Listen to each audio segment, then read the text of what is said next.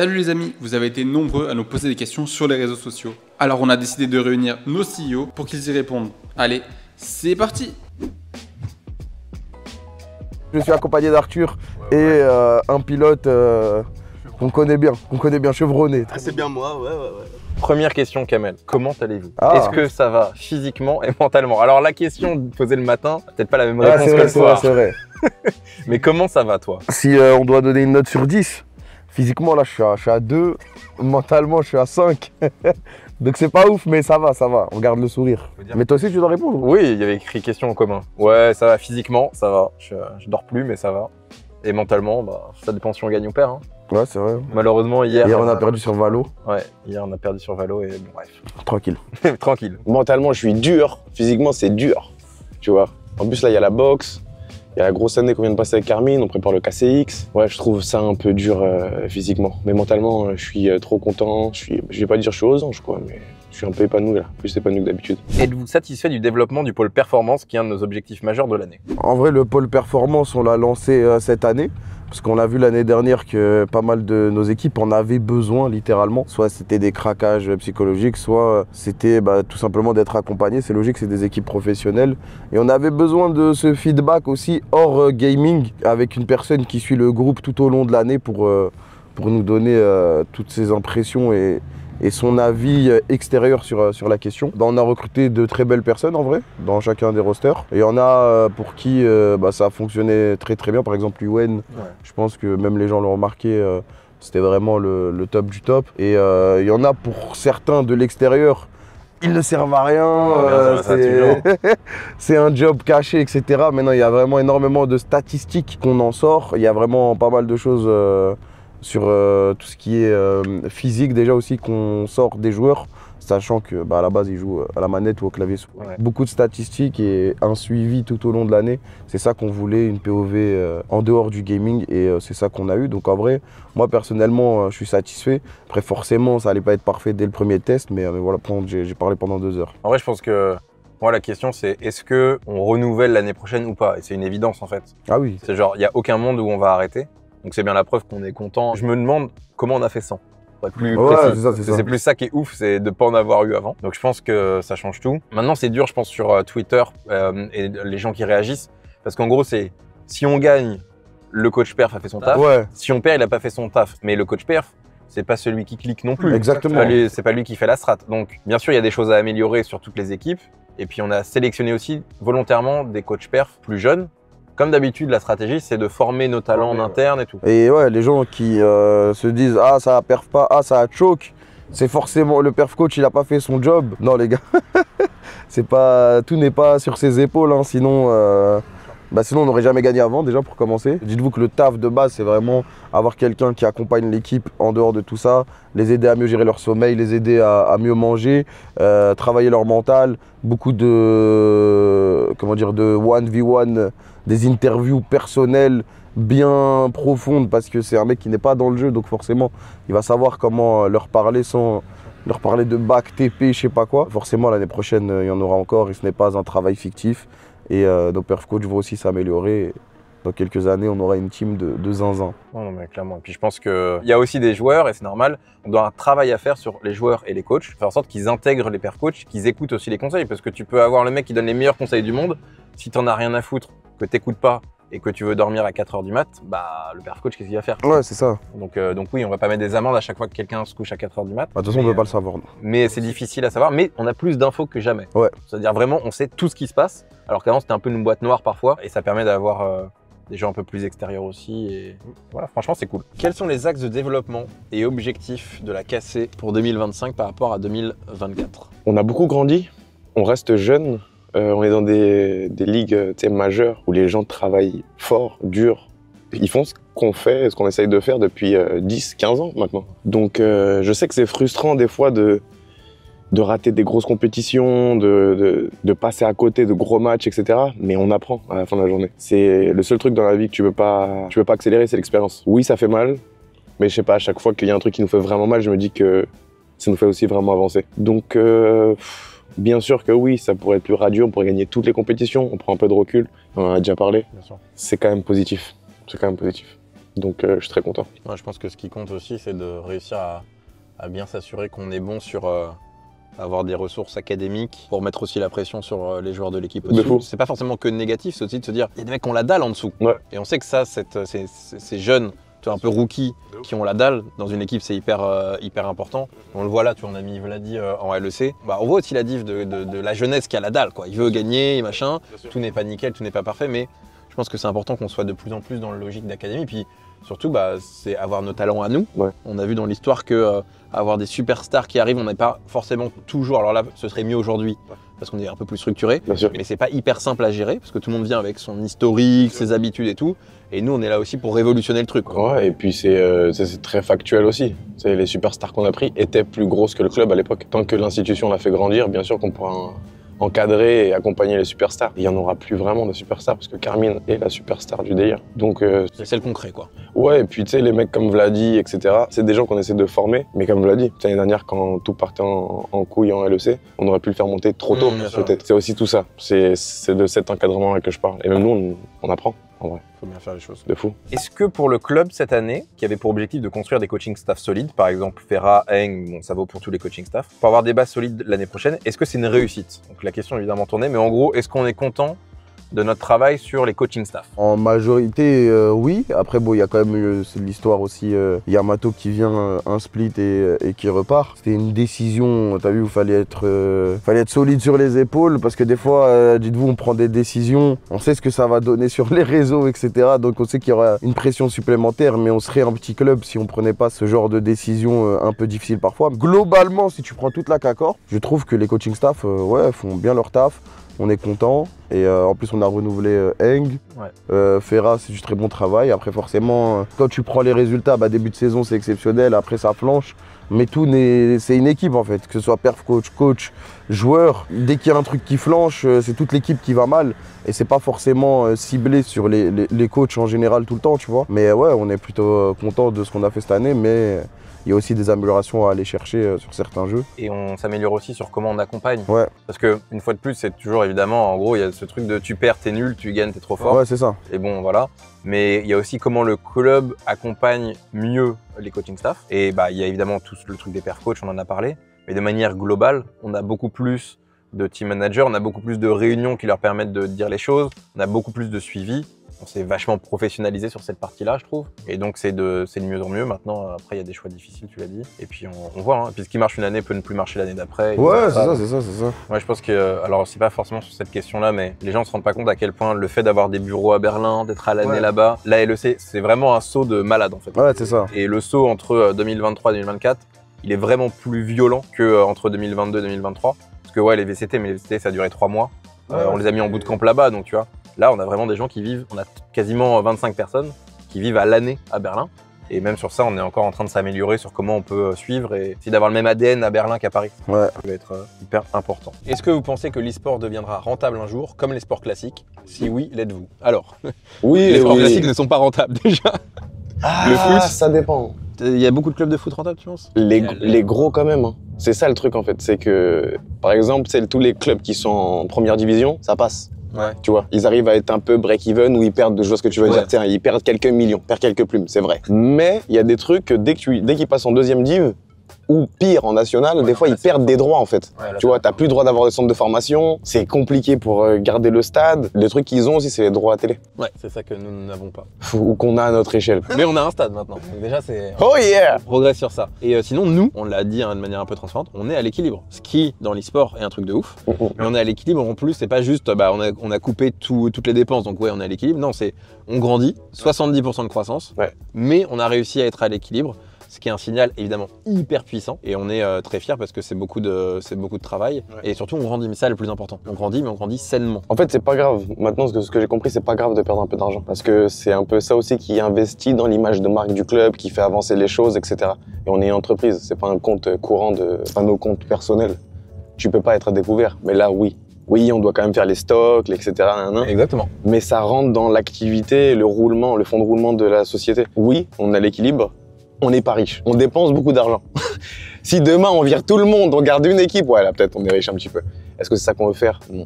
Tu vois, parce que on a conscience aussi de notre position on est Carmine. Demain on se retire d'un jeu, ça sent mauvais pour le jeu. On s'en fout dans les faits. Mais nous, c'est pas comme ça qu'on vit la chose.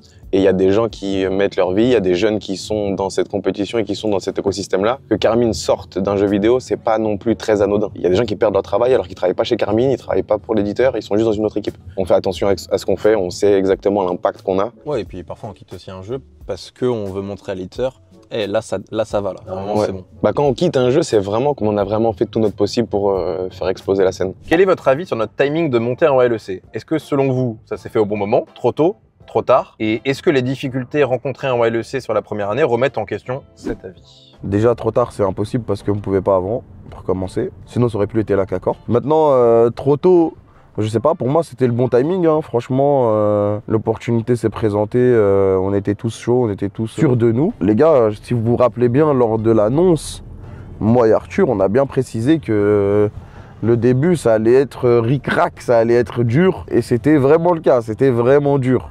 Maintenant, moi je pense qu'on fait un très bon travail aussi de formation, que ce soit joueurs, coach, staff et tout ce qui s'ensuit, et qu'on avait besoin d'une année au plus haut niveau de LoL en Europe pour s'adapter. Et je suis très confiant sur la suite de l'histoire, tu vois, parce qu'on arrive aussi à un timing, là si je te parle vraiment purement sportif, il va bientôt y avoir un passage de flambeau de génération, et nous on a mis le paquet sur la nouvelle génération. Donc d'un côté sportif, moi je suis confiant. Après, comme on vous l'a dit, d'un côté extra sportif, on vient d'arriver en LEC. On a la pression de plusieurs millions sur le dos. Il y a des nouveaux locaux partagés entre VCT et LEC. On n'habite pas à Berlin. Peut-être qu'on devrait, mais on n'habite pas à Berlin. Et donc pour moi c'est un échec entre guillemets les résultats, ça c'est sûr. Et j'en ai plus dormi la nuit, ça m'a niqué mon année. Mais je suis très confiant pour la suite. Ouais, puis après, trop tôt, trop tard, en vrai, ça veut rien dire parce que t'y es quand tu peux y aller. Et ensuite, bonne chance, tu vois, c'est tout. Si t'attends le deal parfait, t'y vas jamais, parce qu'il n'existe jamais. Et puis tout change, et puis les conditions ensuite elles sont moins bonnes, et puis machin, nul. Donc ouais, d'un pur point de vue business, on verra dans 3 ans si c'était la bonne décision. Maintenant, là, comme ça, vu la croissance du club, bah, c'est le jour et la nuit. Depuis qu'on est rentré en LEC, on voit bien, c'est un saut énorme qui change tout. Et donc, oui, il fallait, et oui, c'était le bon timing, parce que de toute façon, c'est le timing qu'on a eu, et c'est comme ça. Et puis après, sur le sportif, bah, tu l'as dit, on sait très bien que c'est un projet à long terme. On l'a dit, nous, on mise sur la jeunesse. Le principe de miser sur la jeunesse, c'est que c'est long. C'est pas un truc que tu as tout de suite. Kamel l'a dit, regardez bien les âges des joueurs, regardez bien les âges des très bons joueurs, ceux qui carrient leurs équipes. Regardez l'âge de nos joueurs, notamment notre équipe académie, et puis bah oui, projetez-vous sur 5 ans. Le futur est radieux. Hein. De toute façon, je pense que dès l'année prochaine, ça va être carré parce qu'on a énormément appris. Après, comme il l'a dit, il n'y a pas de bon timing. Hein. Moi, je regretterai jamais le choix. En tout cas, on s'est tous dit que c'était de la frappe, on y va. Et on y est allé et on était trop heureux. Hein. Souvenez-vous, les premiers matchs. Bon, après les résultats sportifs, bien évidemment, tout se joue sur le terrain, quoi que tu veuilles dire, ok, il y a des stats, il y a des trucs, c'est bien, mais tout se joue sur le terrain, frère. Si t'arrives et t'exploses tout première année, bah c'est pas la même histoire que là où on est arrivé, on a eu des difficultés première année. Il fallait une année à encaisser l'adaptation, à comprendre ce qui nous manquait et ce qu'il nous fallait. Et voilà, hein, c'est tout, il n'y a pas de regret, les mecs. N'oubliez pas d'où ça part tout ça. Alors, tu vois, c'est aussi un truc de... Voilà, t'as le mec qui conduit la Bibi, Kamel, côté, ils décident de lancer leur truc, ils s'associent avec Prime, machin. Franchement, de base, c'était la Div 2.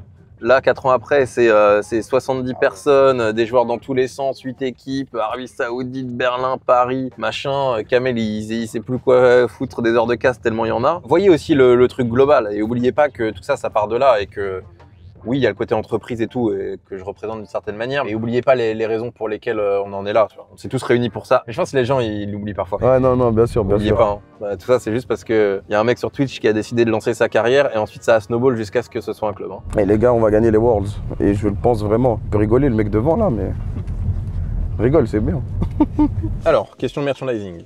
Il y a eu quelques soucis concernant l'envoi de certains maillots, certains process. Est-ce que les problèmes sont réglés?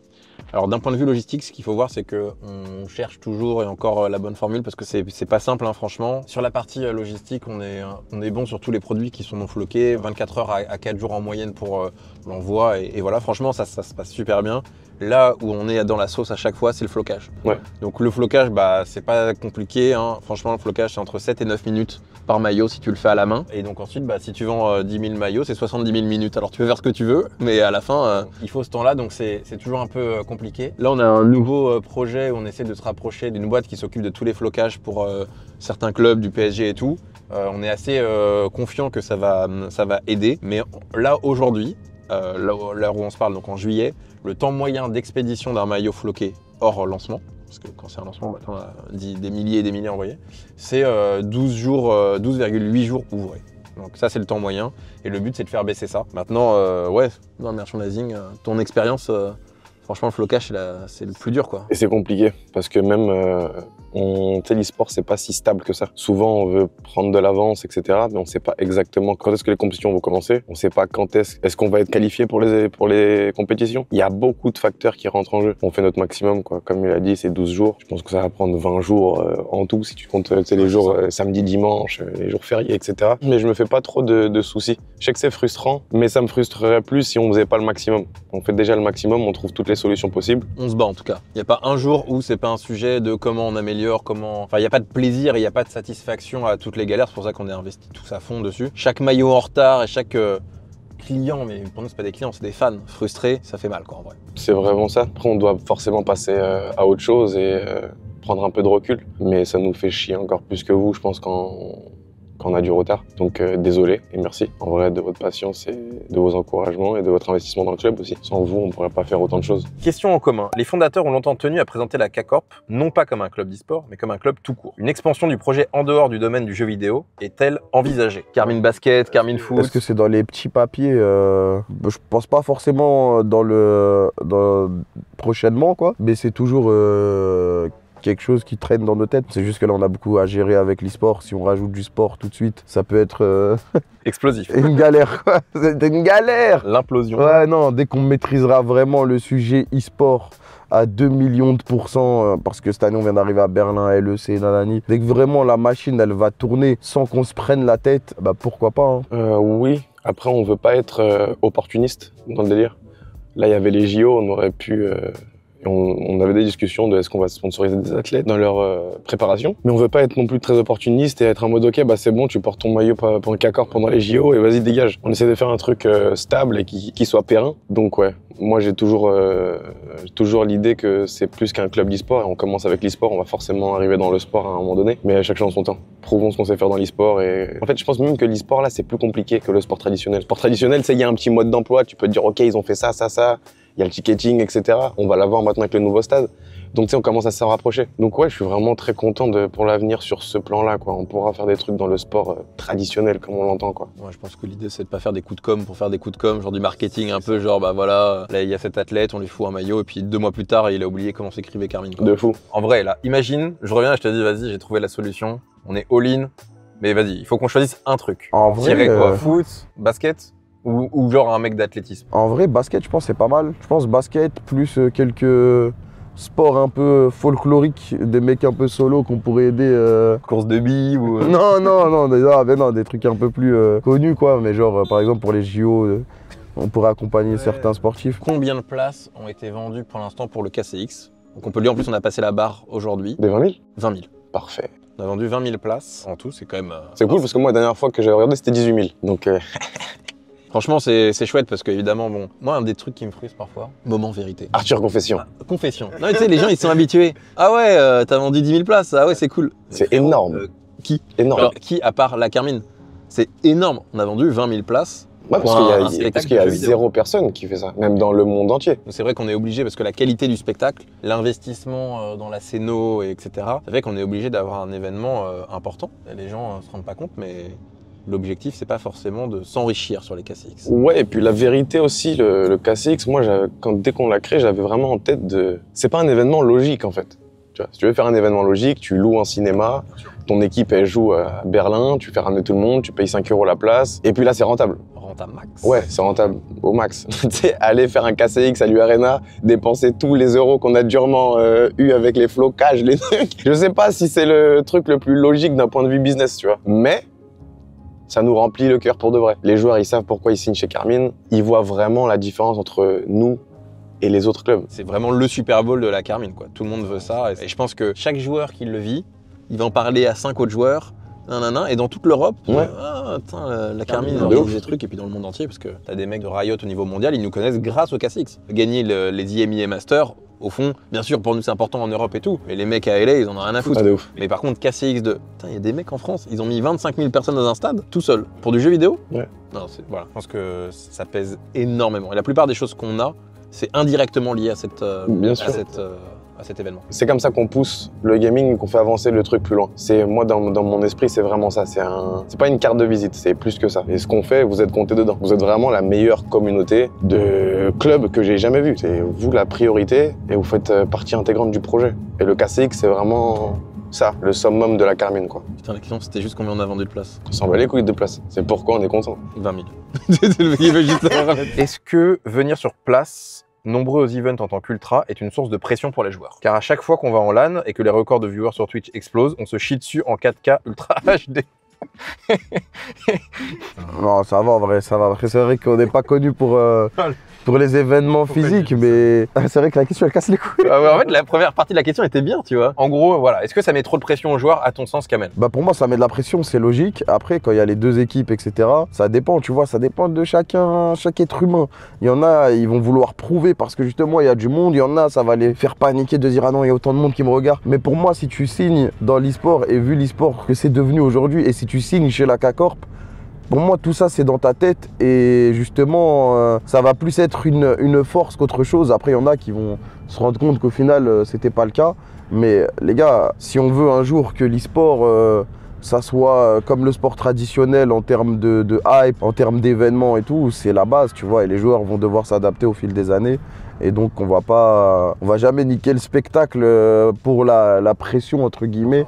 Pour moi, c'est aux joueurs de s'adapter et ça dépend de chaque être humain. Donc ouais, des fois, ça va mettre la pression, c'est logique. Tu passes de jouer dans ta chambre ou jouer dans des structures où tout le monde s'en bat les couilles contre venir devant 30 000 personnes, 5 000 personnes, 10 000 personnes, avoir 100 000 viewers sur Twitch. Forcément, ça va rajouter de la pression. Après, c'est le but, hein. Moi, j'ai envie de te dire, heureusement. Bah ouais. Sinon, on serait pas là, frère. Et puis, c'est de l'entraînement aussi. C'est-à-dire que plus ils ont cette pression-là, regardez le win rate de nos équipes en finale. Il est en vrai très bon, pour ne pas dire excellent. Je crois qu'il y a très peu de finales qui ont été perdues, ça y est arrivé bien sûr, mais voilà. Mais c'est aussi parce qu'ils sont entraînés au match à pression. Tu vas à un master de Valo, tu sais que tu as 1 million de personnes qui regardent. Tu veux jouer une finale LEC, on espère en vivre bientôt, bah c'est des centaines de milliers de personnes qui regardent. Tu vas au Worlds de LoL, tu sais que c'est des millions de personnes. Donc il faut de l'entraînement et je pense qu'un joueur Carmine est beaucoup mieux préparé parce que quand il arrive je ne sais où dans le monde et que tu as 2-3 000 personnes, bah s'il a vécu le KCX et que tu as 25 000, il va pas se chier dessus parce que c'est la première fois. Donc je pense qu'il faut le voir un petit peu différemment. Et dans tous les cas, la K-Corp veut gagner les Worlds sur tous les jeux. Donc si tu veux jouer les Worlds et si tu vas loin dans les Worlds sur ton jeu, il y aura du monde, il y aura de la pression. Donc si t'as signé ici, il y aura de la pression, frérot, c'est comme ça. Putain, il s'est réveillé d'un coup, il a pris un classique. Je sais pas, si tu veux jouer ici, il y aura de la pression, frère, hein, c'est comme ça et tout le monde le sait, donc bonne chance à vous. Où en est-on des préparatifs pour le KCX? Qu'est-ce qui est prévu? Qu'en attendent-ils, donc nous? Y a-t-il des annonces prévues? Qu'on monte d'un cran niveau timing et synchro du show. C'est des trucs que c'est très nul dit comme ça, mais ça fait toute la différence. Vraiment faire en sorte qu'il y ait une expérience au-delà du show. C'est quand t'arrives, même la journée, que tu sais, il y ait vraiment ce truc-là de ah ouais, il se passe quelque chose et que ça déborde au-delà de l'U-Arena. Tu sais, je veux qu'il y ait des trucs à l'intérieur, je veux qu'il y ait des trucs à l'extérieur, je veux pas qu'il y ait des trucs que dans la salle. Je veux qu'il y ait des trucs sur internet, je veux que la France elle soit un peu plus KCX. Je veux pas qu'on soit en mode de notre délire, en mode ah ouais Carmine ils sont en train de faire le KCX. Je veux que la France fasse le KCX avec nous. Donc c'est ça que j'attends moi de tout ça. Après il y a aussi plein de petites améliorations de production qui peut-être ne se voient pas quand t'es spectateur, mais que nous évidemment dans les coulisses on voit. Enfin, les petits couacs, les petits trucs, le mec il a oublié son mot de passe, donc on a perdu 10 minutes avant le lancement de LoL. Donc on a des talents live qui sont très bons pour évidemment compenser et faire que l'expérience ne soit pas mal en termes de ressenti. Mais on veut un show à l'américaine. Taylor Swift, quand t'as la 5e chanson qui se lance, elle se lance à la minute où elle doit se lancer. C'est comme ça. Nous, bon, on a rigolé, ok, on a eu 1h30 de retard, c'est cool, on a payé l'amende, c'est chouette. Maintenant, on doit monter le niveau de production pour que ce qui doit se passer se passe, parce que sinon, à la fin, on doit cut des trucs.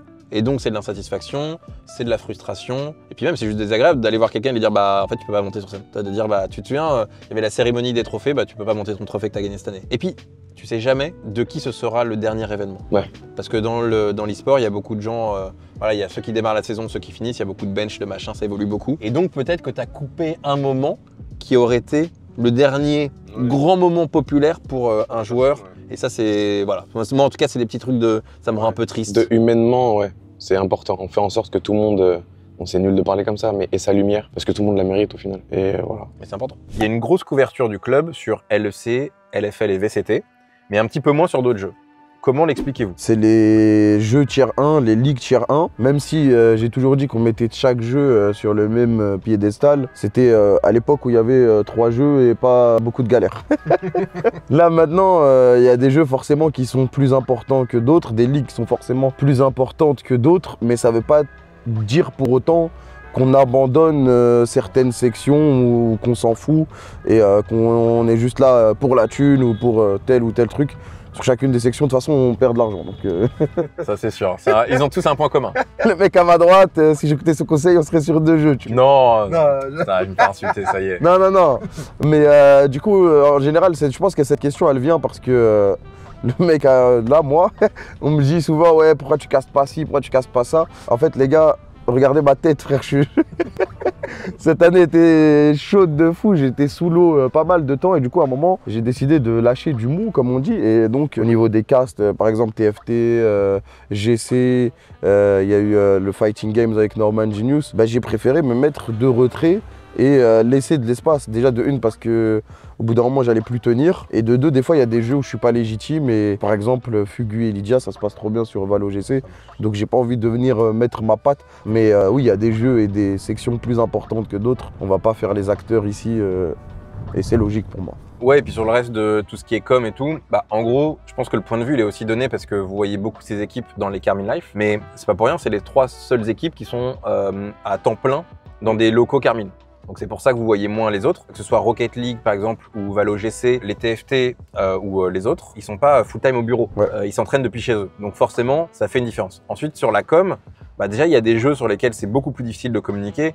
Je prends Tekken ou Street Fighter, bon bah en fait c'est à des heures pas possibles. On sait jamais qui caste, enfin qui peut cast parce qu'on sait jamais si c'est diffusé, donc c'est dur. Fortnite, ça joue tout le temps, donc on peut pas communiquer sur tout. Il y a beaucoup de LEC, VCT ou de LFL, mais c'est juste parce que ces ligues-là, bah, il y a beaucoup de matchs, ils sont tout le temps au bureau et c'est aussi plus simple de faire du contenu avec eux. Ouais, c'est ça, c'est carré. En même temps, la ligue, elle est plus adaptée à la communication. T'as 18 matchs, 9 matchs, playoff, c'est carré, tu vois. Alors que quand on parle de JDCR ou bien Kills You, bah, c'est des tournois à 5 h du mat, tu sais pas ce qui se passe. Mais justement, heureusement qu'on a Genius, tu vas sur son stream et il est en explication permanente sur qu'est-ce qu'on doit gagner, qui est-ce qu'on doit battre, où est-ce qu'on doit aller et ça c'est cool. Et puis de toute façon, on va essayer de un peu inspirer de comment ça fonctionne pour Oslo, Norman et Fugu et Lydia. On va essayer de faire de plus en plus ça pour 2025 pour qu'on puisse ensuite offrir une bonne expérience à tout le monde et puis qu'il y ait des gens qui ont la dalle aussi au cast et qui kiffent. Enfin, franchement, voir Fugu et Lydia stresser comme s'ils avaient fondé la Carmine en live, je pense que c'est un truc de ouf. Ah ouais, non, c'est trop bien. Même moi, des fois, en fait, les gars, j'ai envie de regarder aussi. Je te cache pas, frère, des fois, j'ai juste envie de regarder, j'ai envie de me poser, de regarder le match de la CACOR. Parce que c'est pour ça, quand il y a des fois des tournois de JDCR ou même des tournois Fortnite cast par Oslo, je stream pas, juste je regarde et je kiffe, tu vois. Question courte, êtes-vous satisfait des nouveaux locaux? Les nouveaux locaux, ouais, moi j'aime bien. Moi j'aime bien, j'ai mon petit truc KTV. Les nouveaux locaux sont bien séparés entre êtres humains normaux et les enfants. et les enfants. Et donc ouais, moi personnellement, je m'y sens plutôt bien. Non bah franchement ouais, c'est cool. Alors après évidemment, toujours des plaintes, mais c'est normal. Moi perso je suis content. Mais ouais, il fait un peu chaud en bas, donc on a mis la clim, donc comme ça les joueurs ont la clim, donc ça c'est cool et tout. Bref, en vrai c'est cool, on progresse, on avance. Oui, on n'a pas encore la tour T1 en plein milieu de Paris, peut-être un jour. On est des rats les mecs. Ouais. C'est vrai que c'est un peu petit, c'est vrai que quand tu regardes d'autres locaux de Team eSport qui sont peut-être plus petites que nous ou ce que tu veux, c'est moins impressionnant. Mais ça fait le taf, c'est carré. Mais qu'ont-ils à cacher derrière des belles peintures? On n'a rien à cacher, c'est pour ça, peinture blanche, c'est froid. C'est dur. Exactement, tu viens, t'es à la mine, mon gars. Grillage aux fenêtres, c'est le basement pour les joueurs, ça sort plus de là. Voilà, c'est comme ça qu'on a coincé Caliste. Hein. Exactement, tu peux plus partir. Autre question, est-ce que vous avez prévu de faire des collabs sur du merch? Genre des trucs pop culture? De fou. Avec des marques, nous on y songe sérieusement, par exemple de faire un gros truc avec Narcissique, etc.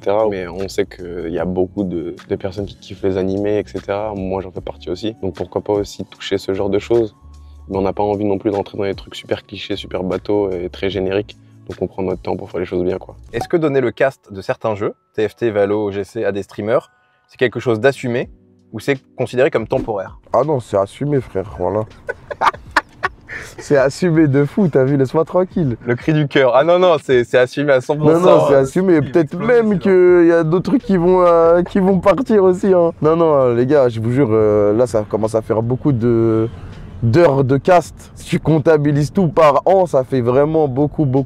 Et franchement, dans tous les cas, il y a des jeux où je maîtrise pas le cast à 100%. Après, je sais que je suis très fort pour faire vivre des émotions. Ça dépend après des moments. Il y a des jeux, je vais pas les cast. Après, s'il y a un moment important, par exemple TFT, j'ai pas cast cette année. Mais là, aujourd'hui, il y a les Worlds à 13h et on va s'y mettre. Tu vois, il y a Fatih qui va venir à Paris et on va y aller. Tu vois, s'il y a des moments importants, je serai là.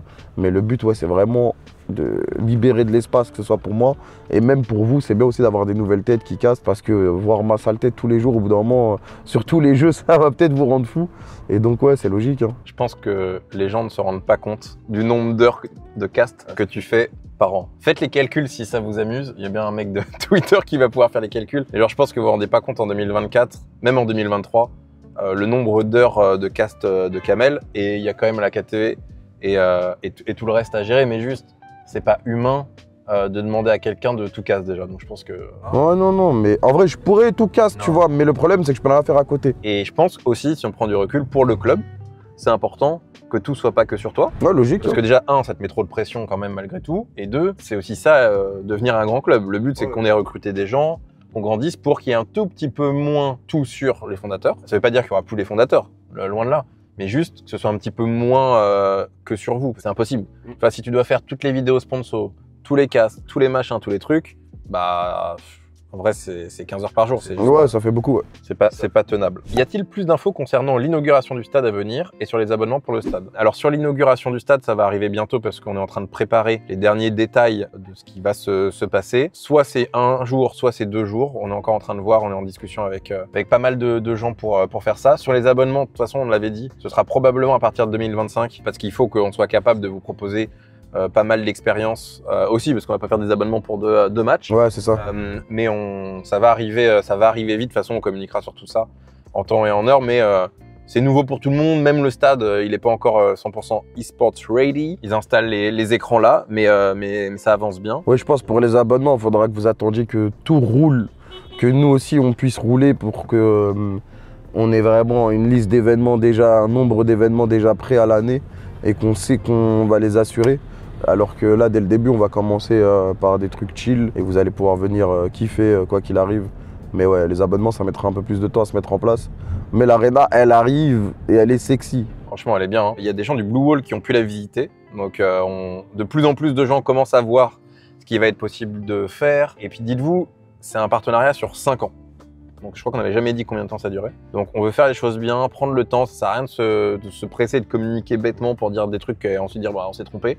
Donc voilà, ça va prendre un petit peu de temps, mais ce qui est sûr, c'est que 2024, il y aura déjà une expérience aux arènes. Combien y a-t-il de personnes de l'ombre, CDI, CDD, intérim, etc. En tout, combien y a-t-il de salariés en ce moment à la Carmine? Alors, salariés. Ça commence à en faire en plus. Ça fait un petit peu, ouais. En fait, c'est compliqué parce que y a beaucoup de gens. Est-ce que tu comptes les joueurs, par exemple? C'est là où c'est... Tu vois, en gros, joueurs, joueuses, coach, aujourd'hui, on est à 45. Donc, c'est énorme. Ah, de fou. On en a rajouté 8 avec la Coupe du Monde en Arabie Saoudite. Donc, 45 joueurs, joueuses, coach. Le polysport, si on intègre les team managers et tout, ça fait 55. 55. Et si on intègre tout le monde, plus tous les gens qui nous aident sur le content, même si c'est pour une vidéo, machin, etc., entre 80 et 90. Donc, c'est quand même en personnes qui, quotidiennement ou très régulièrement, travaillent pour ou avec la Carmine. Ouais, ça veut dire que je peux monter à 100, je pense. Ah oui, On peut dire plus de 100 parce qu'il y a aussi nos équipes personnelles, moi et à Kamel, qui mettent la main à la pâte. Et je n'inclus pas ces personnes-là. Ça veut dire, ouais, je pense qu'on est à plus de 100. Ouais. C'est une dinguerie quand même. C'est PME, ça encore? Ouais, je pense. Tu sais que bientôt on va avoir un syndicat là. Faut éteindre le feu tout de suite. C'est la KCGT, ils ont déjà des demandes. KCGT, let's go! KCGT, ouais, mais moi je m'inscris, j'avoue. Mais c'est ça le problème. Juste pour le blaze. C'est un peu tous contraints quoi, mais bon, c'est pas grave. C'est aussi important qu'on progresse en tant qu'entreprise, tu vois. Enfin, c'est normal. C'est stylé, c'est-à-dire on a un impact sur la vie des gens. Il y a des gens qui grandissent avec la Carmine. Et puis surtout, nous, on recrute plutôt des jeunes talents. Ouais. On veut vraiment que les gens ils grandissent avec la Carmine. Donc, on veut créer de l'emploi. Exactement. Et puis les gens apprennent et tout. Donc il y a des gens plus d'expérience, mais il y a beaucoup de gens où c'est un des premiers jobs. Ouais, et qu'ils ont des talents particuliers, où on prend plus notre temps pour leur expliquer et on les forme en fait. On veut des gens qui ont l'ADN surtout. Ouais, c'est pour ça qu'on essaye vraiment de faire un environnement clean pour les gens qui nous rejoignent. C'est qu'ils soient contents de venir travailler, qu'ils sentent vraiment qu'ils travaillent dans le meilleur club du monde. On n'est pas parfait, mais on essaye de compenser avec de la liberté, se sentir utile et écouter, et que ces idées, bah on va dire, vas-y, tu sais quoi, t'as une idée, fais-le. De fou. Et ça, je pense que ça compense une partie ouais, des trucs faire confiance aux initiatives des gens. Kamel, est-ce que tu as un dernier mot à dire aux fans? Les gars, déjà, tout d'abord, merci. Merci, grâce à vous, on en est là. Chaque année, on s'améliore. L'année dernière, à la même période, tu me dis, on est en LEC et je suis posé comme ça dans la voiture, tranquille, en totale maîtrise du sujet. Je te croirais pas. Là, grosse fin d'année qui arrive sur tous les jeux. Les Worlds sur Rocket League qui vont arriver après le split très compliqué. Il y a Fortnite qui sont qualifiés à l'eSport World Cup et il va y avoir les Worlds Fortnite aussi qui vont arriver. Et les filles peuvent encore se qualifier si elles gèrent bien le dernier split. Donc et elles sont vraiment dans une belle ascension et Playoff LFL. Donc voilà, il y a énormément de choses. Notre année est loin d'être finie, comme elle peut se finir très rapidement. Mais merci à vous de nous soutenir, nous déjà. Allez continuer de soutenir les équipes qui vont se battre pour nos couleurs cette année. Et faites confiance au club, je vous jure. Malgré cette année très dure en résultat pour la LEC, vous inquiétez pas les gars, on s'est toujours relevé. C'est pas Berlin, la LEC ou je sais pas quoi qui va nous arrêter. Moi j'ai confiance, tout le monde a confiance, donc croyez en nous et ça va le faire les mecs. Putain, qui peut me stopper? J'espère tous vous voir au KCX. J'ai pas pu monter sur scène dans le dernier. J'essaie de me rattraper cette fois-ci. Je suis pressé de la grosse fête qu'on organise. Je suis pressé pour le stade aussi. Il y a beaucoup de choses qui arrivent. On grandit en vrai. Là, le maillot, les prochaines collections. Ah, je suis dans le teasing à fond, mais même moi, je suis excité. Donc, je suis pressé. Je suis pressé de voir tout ça et je suis pressé de vivre tout ça avec vous encore. C'est con de dire ça, mais j'aime de plus en plus ce qu'on fait. C'est juste incroyable. Merci.